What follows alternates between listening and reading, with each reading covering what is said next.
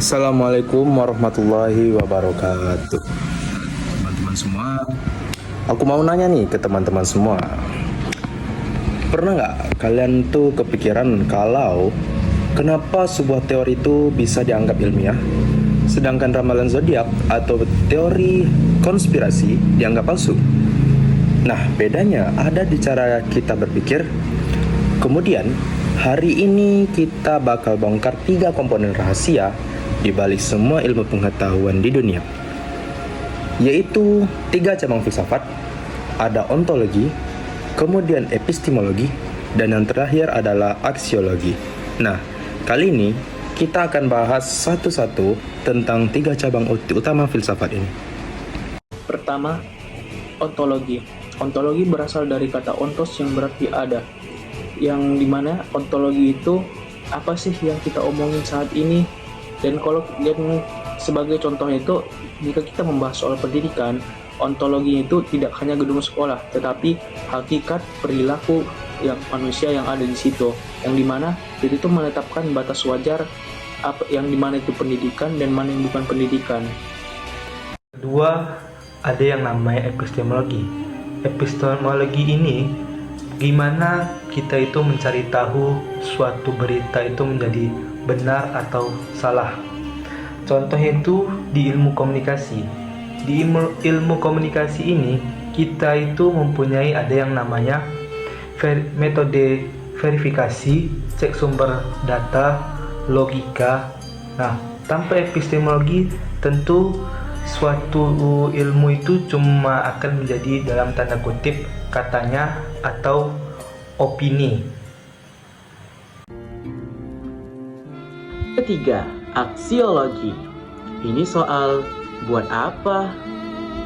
Ilmu itu gak boleh cuma pinter, tetapi juga harus benar. Contohnya, teknologi nuklir. Secara ontologi, dia adalah energi atom. Secara epistemologi, kita tahu bagaimana kita cara memecahkan atom. Secara aksiologi, kita bisa milih mau jadi pembangkit listrik yang bermanfaat atau jadi pemecah bom yang merusak.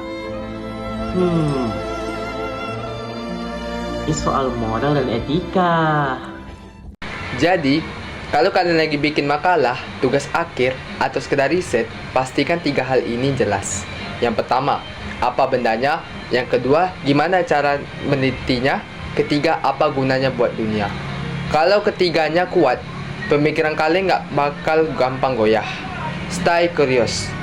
Contoh kasus untuk penjelasan di video agar kontenmu tidak membosankan. Gunakan contoh berita viral sebagai studi kasus di tengah video.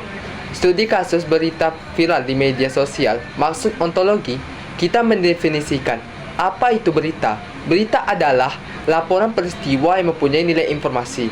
Kalau isinya cuma curhatan pribadi yang nggak penting bagi publik, berarti secara ontologi itu bukan berita, tapi curhatan.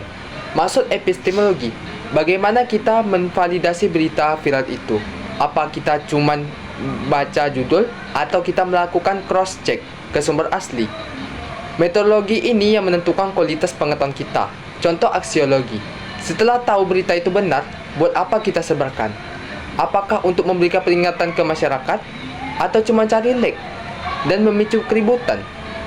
Tips tambahan untuk video brawl, masukkan contoh potongan video orang yang sedang membaca, riset di lab, atau suasana perkantoran saat penjelasan berlangsung agar video kita tidak monoton. Teks overlap selalu muncul istilah asing seperti ontologi, epistemologi, aksiologi saat disebutkan agar penonton tidak bingung dengan ejaannya.